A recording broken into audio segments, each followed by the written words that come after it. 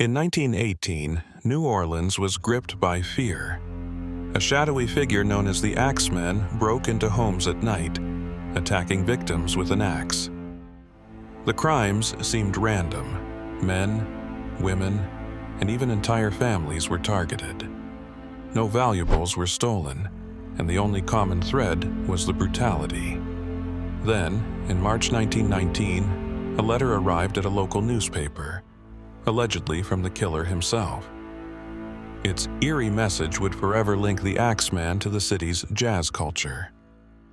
The letter, supposedly from the Axeman, claimed he was a demon from hell and promised to strike again on March 19, 1919.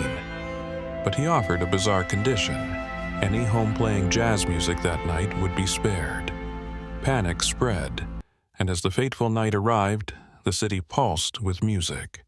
Every bar, home, and street corner filled with jazz, as terrified citizens tried to appease the killer. That night, no one was attacked.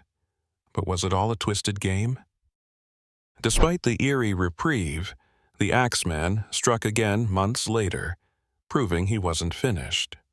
Police were baffled. There was no clear pattern, no obvious suspect. Some believed he was a deranged serial killer, while others thought he was connected to the mafia. Theories swirled, but no arrests were made. The randomness of the attacks made people paranoid.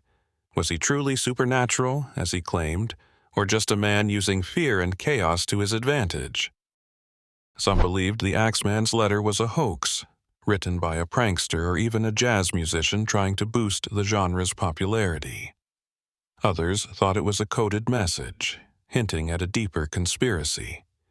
The attacks eventually stopped, but the mystery remained. Who was the Axeman? A lone madman? A hired killer? Or something even stranger? Over a century later, the case remains unsolved, leaving behind only speculation, fear, and the haunting echo of jazz. The Axeman of New Orleans is more than just a true crime story. It's a legend that blends horror, music, and mystery.